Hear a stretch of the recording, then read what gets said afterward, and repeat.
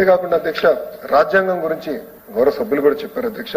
వాళ్ళ భారత రాజ్యాంగం పేరుతో అమర్ చిత్రకథ క్షమించారు అమర చిత్రకథ వాళ్ళతో మేము ఒప్పందం కుదిరించుకుని, ఎందుకంటే వాళ్ళు బాగా డిజైన్ నీట్ గా చేస్తారని we're going to bring a book అవుతాయి ప్రతి పిల్లోడికి ఇద్దామని. అంటే రాజ్యాంగంలో అతనికి ఉన్న హక్కులేంటి, అంతేకాకుండా స్వాతంత్రం కోసం ఎవరెవరు పోరాడారు, ఎవరెవరు త్యాగాలు చేశారు మీరు కూడా చెప్పారు అధ్యక్ష. చాలా ఇంపార్టెంట్ అది. ఏంటి రాజ్యాంగం ఏదో కొంతమంది కోసమే, దాంట్లో నాకేంటి పని అనుకుంటే చాలా పొరపాటు అధ్యక్ష. ఈ రోజు నేను మీ ముందర నుంచుంటున్నాను. 3132 కిలోమీటర్లు పాదయాత్ర చేసినా నేను మీ ముందర నుంచోగలుగుతాంటే అది నాకు రాజ్యాంగం ఇచ్చిన హక్కు అధ్యక్ష. ఆనాడు అడుగడుగునా నా డిఎస్పీలు వచ్చి నన్ను ఇబ్బంది పెట్టి నా మైక్ లాక్కున్నారు, నా స్టూల్ లాక్కుంటే భారత రాజ్యాంగం చూపించాడు అధ్యక్ష. ఇది నా హక్కు ఈ సెక్షన్ కింద ఉందంటే విచిత్రమైన అధ్యక్ష. డిఎస్పీ గారు నాకు చెప్పారు, ఇదేంటో నాకు తెలియదు, వెళ్ళి ఎస్పీ గారితో మాట్లాడు.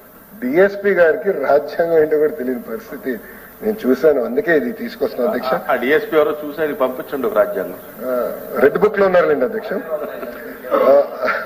అంతేకాకుండా అధ్యక్ష ఫ్లాష్ కార్డ్స్ పెడుతున్నాం. అంటే భారతదేశ స్వాతంత్రం కోసం పోరాడిన ఆ సమర యోధుల ఫోటోలు ఒక పక్కన వాళ్ళు సాధించిన పిల్లలు ఆడుకునేదానికి, ఓకే ఈ ఫోటో ఎవరిది, అది ఏం సాధించారు చెప్పేదాన్ని కూడా ఈ ఫ్లాష్ కార్డ్స్ కూడా ప్రతి పాఠశాలలకు ఇవ్వాలి లక్ష్యంతో మేము పనిచేస్తున్నాం అధ్యక్ష.